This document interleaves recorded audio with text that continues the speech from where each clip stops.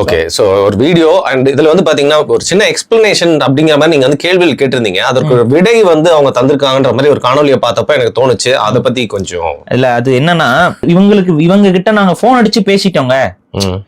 ஏன்னா அறிவுங்கிறது ஒண்ணு இருக்கு, அறிவை பயன்படுத்தி யோசிக்கணும். போன் அடிச்சு பேசினாங்களாம். ஹலோ அப்படின்னு கேட்டிருக்காங்க. சொல்லுங்க, எல்ஜிபிடிக்கு அமைப்புங்களா? ஆமாங்க, எல்ஜிபிடிக்கு அமைப்புங்க. நீங்க எல்ஜிபிடிக்கு ஆதரிக்கிறீங்களா? ஐயோ, அதெல்லாம் நான் அந்த பாவத்துல நாங்க செய்ய மாட்டோங்க, அதெல்லாம் ஆதரிக்கிறீங்க அப்படிங்களா? ஓகேங்க அப்படின்னு வச்சுருவாங்களாம். எவ்வளோ ஒரு உயரிய சிந்தனை. அமைப்புக்கு ஒரு பேரே எல்ஜிபிடிக்கு ட்ரஸ்ட்னு இருக்கு. எல்ஜிபிடிக்கு ட்ரஸ்ட்னு பேர் வச்சுக்கிட்டு எல்ஜிபிடிக்கு ஆதரிக்க மாட்டாங்கிற ஒரு சந்தேகத்துல ஒரு போன் பண்ணிலாம் கேட்கிறாருன்னா இது எனக்கு புரியல. உண்மையா இந்த அளவுக்கு முட்டு கொடுத்து யாரை காப்பாற்ற போறீங்க? தமிழ் தேசியத்தையா? சரி, இதெல்லாம் நம்ம போட்டு ரொம்பலாம் குழப்பிக்க வேணாம். அதிகாரப்பூர்வமாகவே நாம் தமிழர் கட்சி நமக்கு வந்து கருத்து சொல்லிட்டாங்க.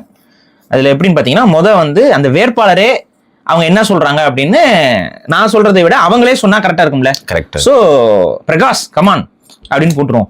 இறைவி அறக்கட்டளை வந்து பாத்தீங்கன்னா அது எல்ஜிபிடிக்யூ பிளஸ் மக்களுக்காக அது செயல்பட்டு வருது. அவங்களுடைய மக்களுடைய வாழ்வாதார முன்னேற்றம், அவர்களை பற்றின புரிதலை கொண்டு போய் மக்கள் இடத்துல செலுத்துறதுக்காகவும் செயல்படுத்தி கொண்டு இருக்குது. ஏன்னா நிறைய எல்ஜிபிடிக்யூ மக்கள்னா யார் அவங்கள தவறா பாக்குற அந்த இப்ப தவறா தான் பார்த்துட்டு இருக்காங்க. அது தவறு இல்லை. அவங்களுடைய மக்களுக்கும் அந்த எல்ஜிபிடிக்யூ மக்களுக்கும் இடையில ஒரு தப்பான புரிதலை உடைக்கிறதுக்காக செயல்பட்டு கொண்டிருக்கு.